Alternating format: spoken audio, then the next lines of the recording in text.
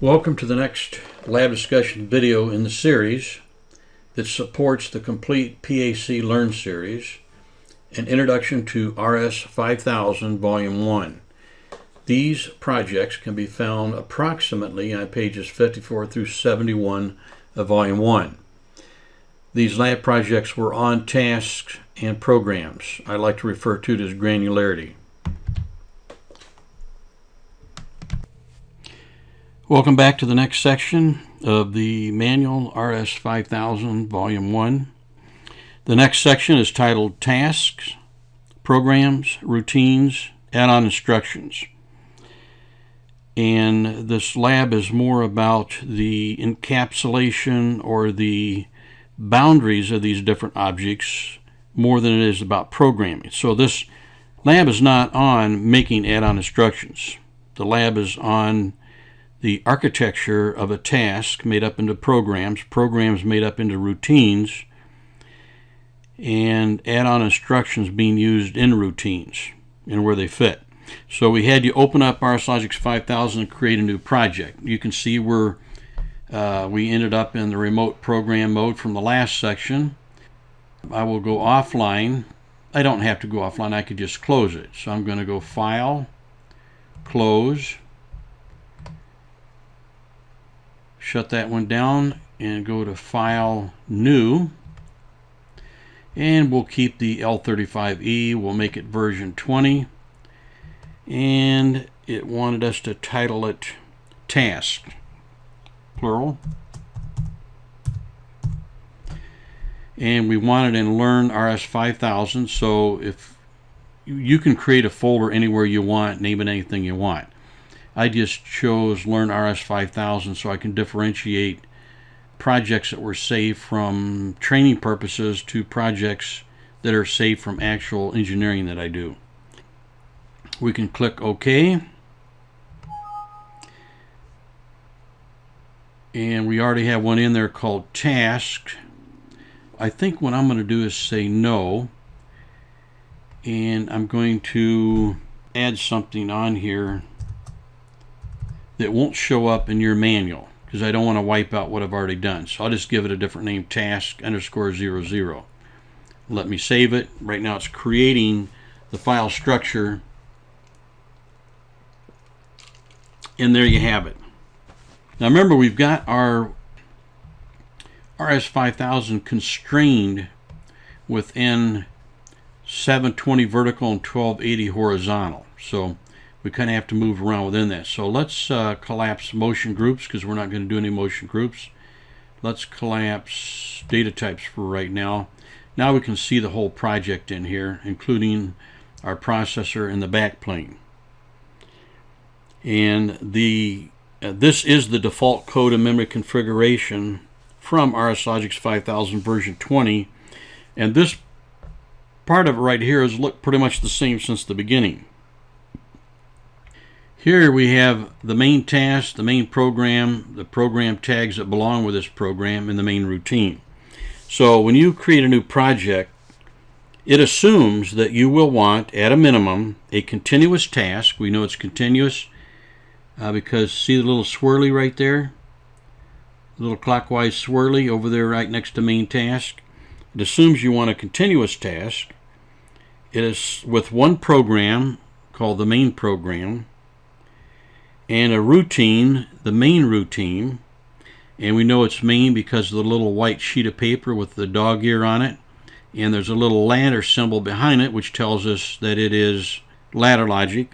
We could change that. We could right click, go to properties, and we could change that. We would have to actually probably create another routine. I'll just do this for grins as long as I brought it up.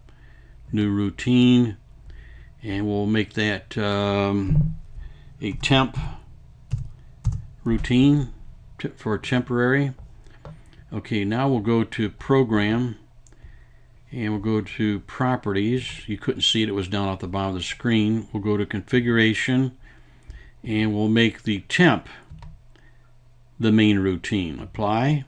Okay, now look, the temp shows a little paper and this one does not.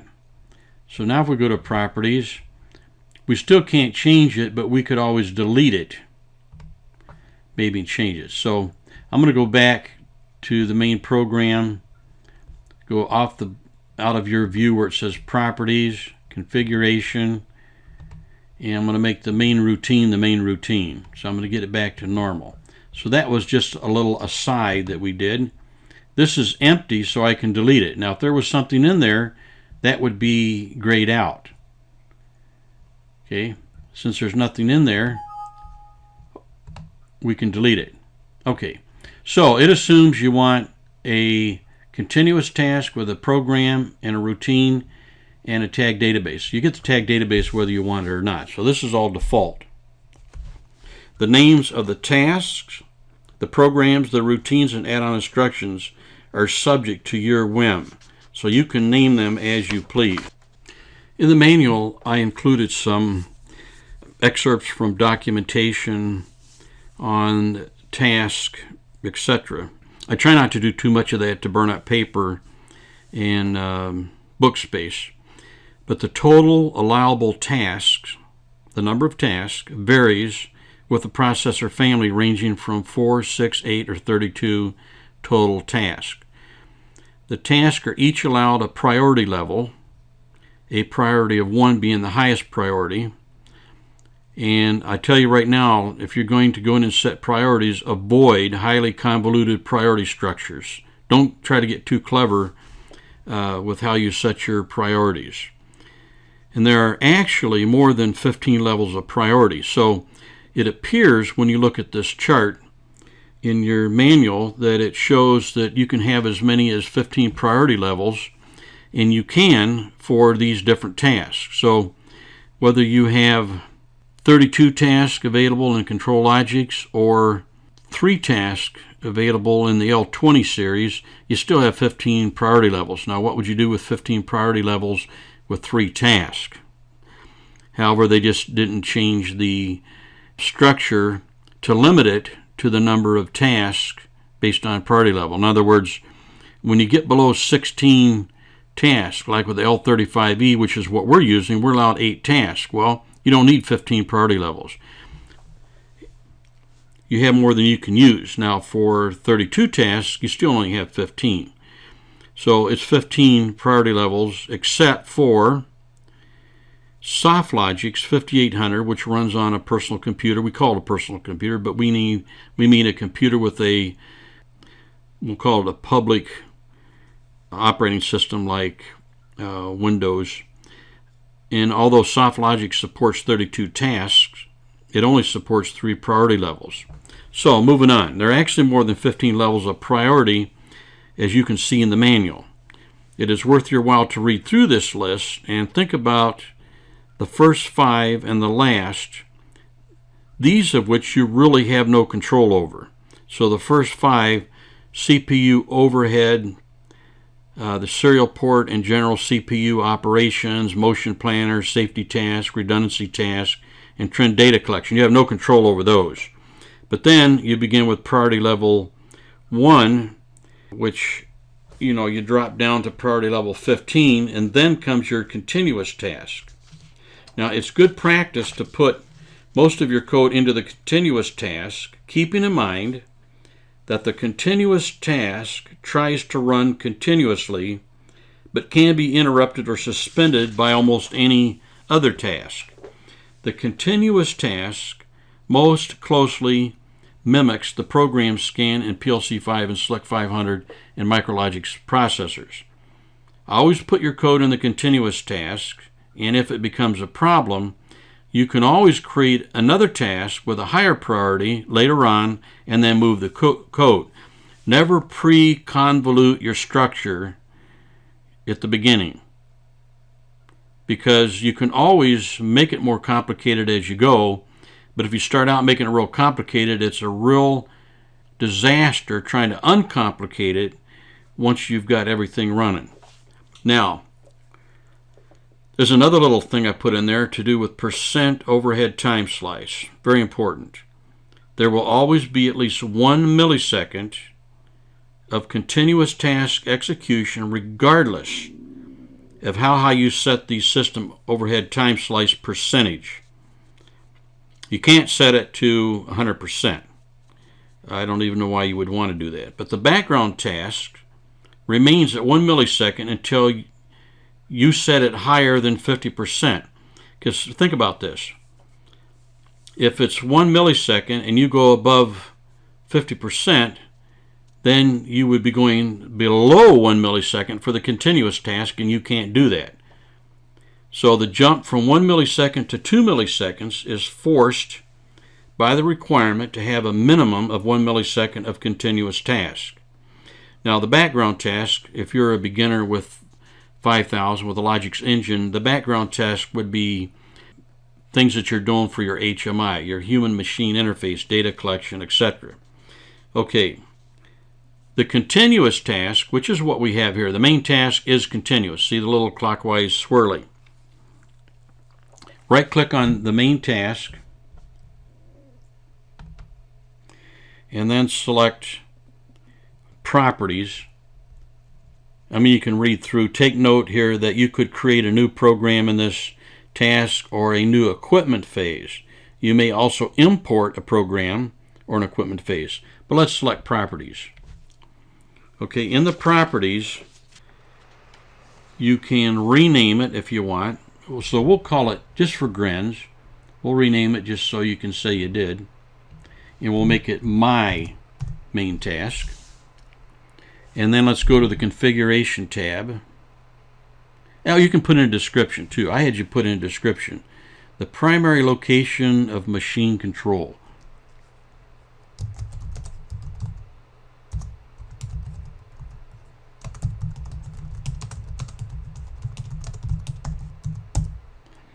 We're just doing this to show that you can do it. Okay? Now we go to configuration, and we want you to leave it continuous, but you could make it periodic or event. Okay, but leave it continuous. And I want you to see two things here. Disable automatic output processing to reduce the task overhead. Leave that as it is. Don't go in and do this right from the start because you're going to overcomplicate your process.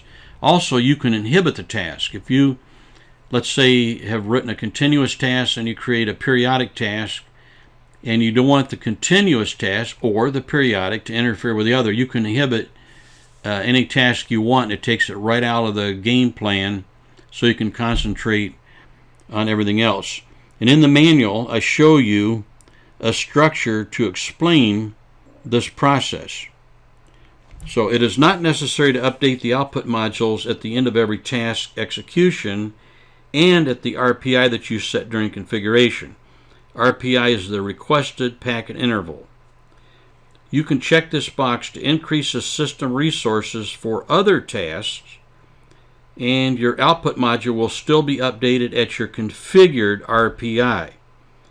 You may also inhibit the task from executing while you are commissioning the system to eliminate nuisance fault from untested code.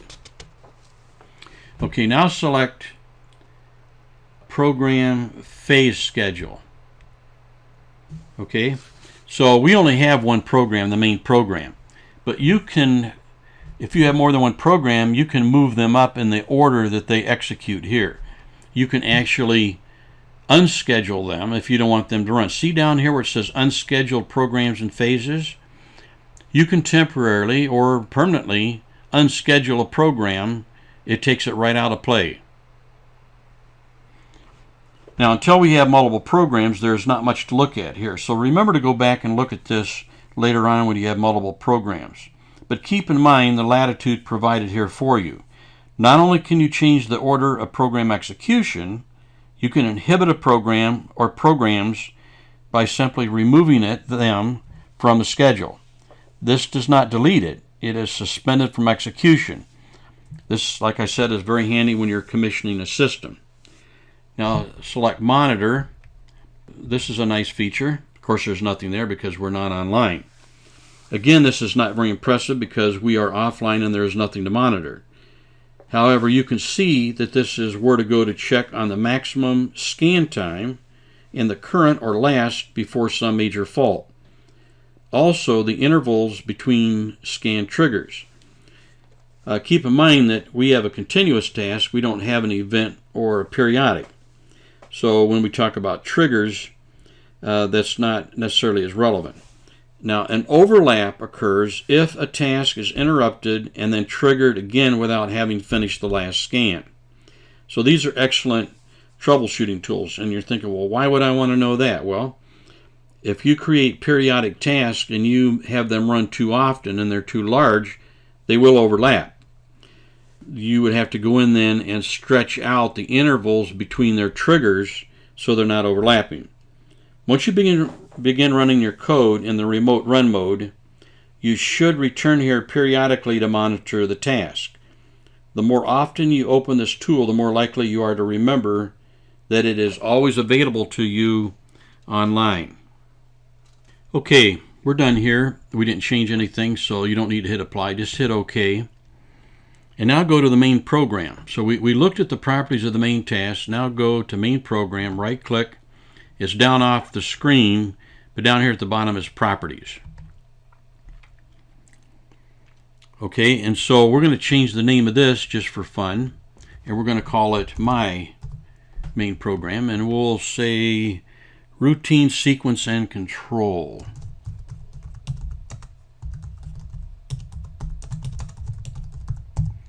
Which is pretty much what people normally put in there. Then go to the configuration, and in the configuration we've already looked at this. This is where you selected which routine is your main routine and which routine is your fault routine. So we only have one routine and it's selected for the main routine, so we can't select anything for the fault routine. Notice also that we have an inhibit program box. So remember that a task can have as many as 100 programs. You could actually write a program and then change your mind about the structure, make a copy of it, so you have two programs, they're identical, but then you edit one of them with a new structure. You go in, you make some modifications. You can inhibit one and only run the other. So you see some advantages for commissioning and troubleshooting here. Okay, so under the configuration, you can select which is the main routine and which is the fault routine, and you can inhibit the program. Currently, we only have one routine to select, so we can't actually do much. And people do write special routines for just for fault handling. Okay, now select monitor. And again, this isn't quite as vast as the monitor from the task, but you can individually, for each program, and again, this is not very impressive because we're offline and there's nothing to monitor. However, you can see that this is where to go to check on the maximum scan time and the current or last before some major fault. This is another excellent troubleshooting tool that you really didn't have in RS500. Okay, so nothing changed there. We'll hit OK to close that box. Now we'll go to main routine. Right click and go down to properties, and we can rename this. So just for grins, we'll call it my main routine. Real clever, huh? We can enter any description you like. My favorite one is blah, blah, blah, blah, blah, blah. So put anything in there you want. Rename it just because you can, if you like. And say OK, because we did actually change that. So see, now we've got my main task. And in my main task, we have my main program. And in my main program, we have my main routine. So you can name these anything you want. Now, the ladder symbol identifies the routine's language. You know, I mentioned that before. See, it looks like a ladder behind the little main routine sheet. It identifies the routine's language as ladder logic diagrams, and the sheet of paper with the 1 indicates that it is the main routine of the program listed right below it. Okay, now let's look at periodic task. Okay, so go to task, not my main task, but task. And there is only one, my main task. Right click, new task. Ooh, periodic's already selected. Now, why was periodic already selected? Well, why isn't it continuous there? Because you can only have one continuous task. It knows that. And so it's not going to give you the choice to select something you can't have. So we'll call it temperature control. And we'll describe it, logic to control the temperature of the process.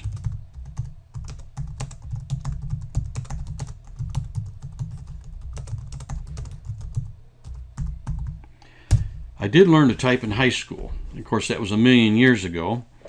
And the only reason I took typing was because that's where all the girls were. I walked by one day, I looked in there, and all the babes were in the typing class. So next semester I signed up for typing.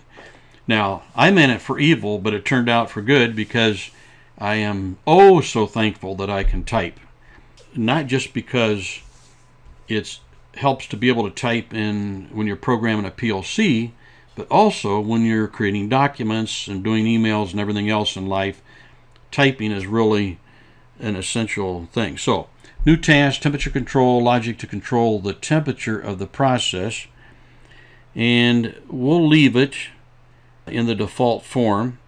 Let's leave the period at 10 milliseconds for now, as well as the watchdog timer at 500 milliseconds.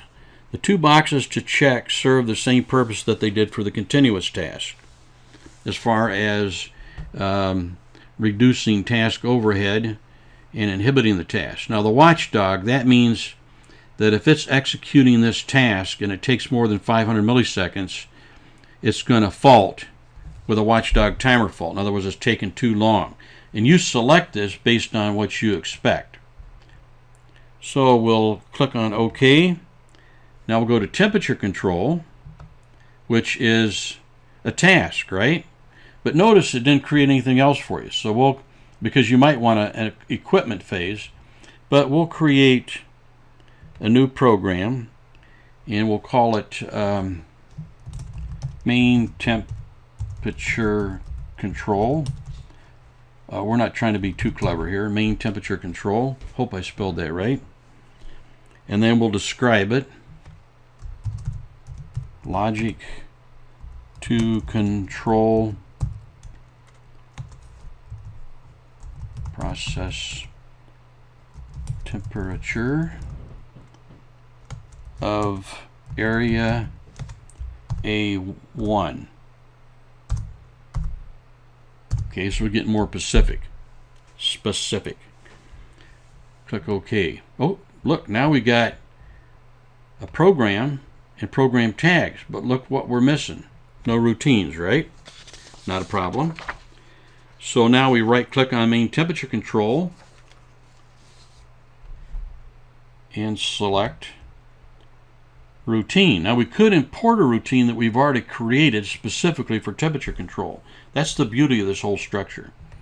New routine. And this new routine we're going to call event program 1. This one's going to be called main temperature routine. And we'll label it, we'll give it a description of routine sequence control and startup. We'll select a language, and we'll leave it ladder logic for now. And we want it in the main temperature control, and the assignment is it's the main routine. So we click OK. So now we have two tasks, my main task and temperature control. One is continuous and the other is periodic. Now the format of the two programs looks identical, each with their own program tags and each with their own main routine. By now you probably noticed the symbols on the task folders. Clockwise swirly for the continuous and a clock for the periodic. If this is an L 35E processor, which is what we selected, it is allowed a total of 8 tasks. Okay, what we haven't done is an event task. Every once in a while, one of my papers falls and I have to grab it. Sorry for the interruption. Event task. So let's go create another task. So we go to Task, right-click, New Task, and we'll call this, My Main Event. I'm sorry, make it an event, and we'll leave it in event instruction only. Now, we could get clever here and pick different kinds of events like access registration from your servo system, motion group execution, a consume tag, so you can actually set up a produce consume tag. In other words, you produce a tag from another controller and then you consume it in this controller, and that triggers the event task. But we'll leave it event instruction only for now. Logic to execute when my main event occurs. Probably a waste of time to make you wait while I enter the information, but it's what I had you do in the book. Okay, not every application has the processes to use some of these triggers that I showed you, such as motion-oriented I/O modules that have change of state configuration, etc. So you can select to automatically execute the task if the trigger has not occurred within some set interval. That was one of the properties that you could have changed. So let's go to My Main Event. Now look at the symbol here, see? Clockwise swirly, periodic, and that is the symbol for an event task. So we go to My Main Event, and we select New Program. We name it Event Program 1, and logic to execute on Event 1. And we say OK. So we named it, described it. Look, you can inhibit it if you like, as with any other program. So we expand that. We've got the program tags but no routine. Within that program, within that task, we can then go, and I think you've got this all figured out by now. In that program, new routine, and we'll call it My Main Event Routine 1. And for description, routine sequence control,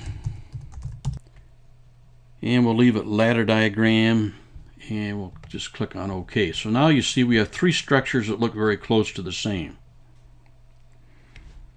Now in the RSLogix5000 platform, you can do this with conditions preceding a jump to subroutine, a JSR, executing the code only when the event monitored with an instruction occurs.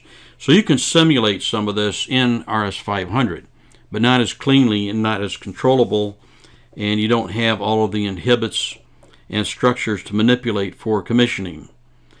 Also in the RSLogix5000 platform, this is the environment that your codes execute within. So the continuous task here would be the closest to what you have in RS500. And a periodic task, so a main event, the event task, you could simulate in a 500 with conditions preceding a jump to subroutine. Whereas the main routine in RS500 would be like the main task here, the continuous. Because in a SLC 500 PLC 5 MicroLogix, there is only one task, and it's continuous. The temperature control periodic here, you could simulate this by using a timer to jump to a subroutine on a regular interval to execute the code on the leading edge of the interval of the preset value. However, you cannot easily reuse code without the granularity that the database of the logic engine provides. You'll see this as we go along, that there's some features of granularity, meaning within the RS500 realm, you only had one, if you want to call it, tag database, and everything was there. You couldn't reuse anything. You couldn't use the same tag twice. Whereas in 5000, you have granularity. You can reuse the same tags. Now in your book, I kind of took you through a couple diagrams. The first one showed memory for PLC5, SLC 500 MicroLogix, and really any other PLC. There really only is one program file, one data file, and usually some unused memory. There are no invisible boundaries between unused memory, the program file and data file. Or there are invisible boundaries, but these boundaries shift as you change the size of the program and you increase or decrease your I/O structure. But think of it as a single entity in the sense of processing and data storage. One brain, if you will, working by itself with some I/O provided and the ability to pass notes to entities in other locations by message instructions or in and out of other environments. No eye-to-eye contact, no intimate transfer of ideas or knowledge. You just pick up a can with a string on it, pull it tight, and yell into it, and someplace else, somebody sees their can move. They pull it up, pull their string tight, put their ear in there, and they listen, and then you talk by message instructions, the old 2 tin cans with a string tight between it. Now, the other diagram in your manual showed a task with 3 program files and a common data file, which would be your program tags, and then each program file had a data file. Think of that diagram as 3 instances of the memory in RS500. So if you took RS500 and duplicated it 3 times, pulled out the I/O, which has to be in the controller tags.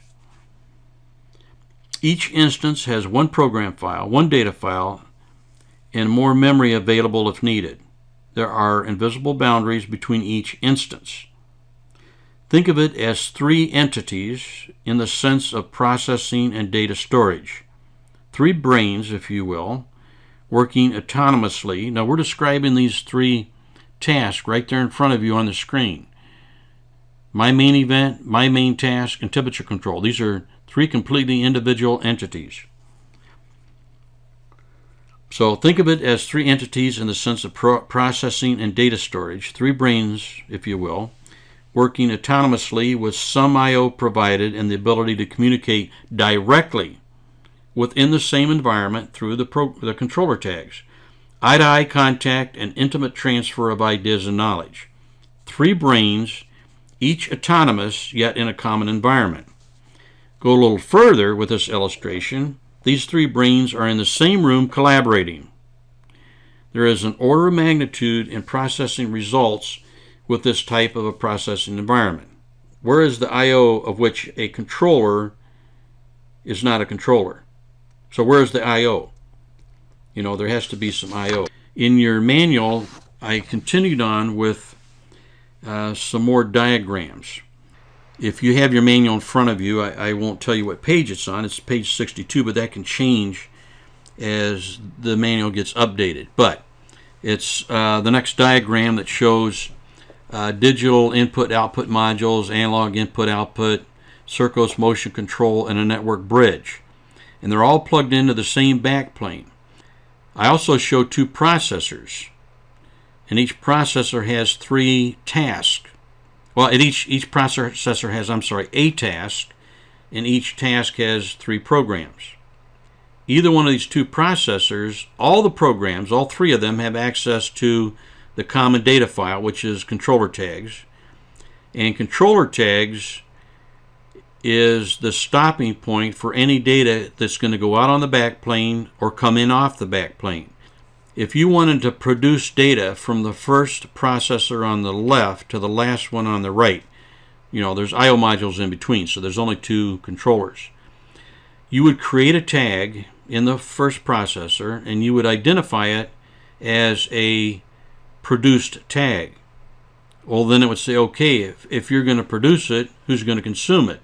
You would then have to define the path across the backplane over to that other controller, and then in that controller you would create a tag and say it's consumed. You have to create all this ahead of time before you actually run the program. Then when you run the program, the producer sees that it's a produced tag, it follows the path over to the consumer and says, hey, do you really want this? The consumer says, yes, I do. So the producer starts producing it at actually, it will produce it at the requested packet interval or faster. And so the actual packet interval is called the API, the actual packet interval, which is always faster than the RPI or equal to. Now, at this point, this is really a spot for a lecture on this subject. So I'm going to not elaborate anymore on all of the details I put in the manual for you specifically on this structure. Because at one point I get up to 3 controllers, each with 3 tasks, each with 3 programs.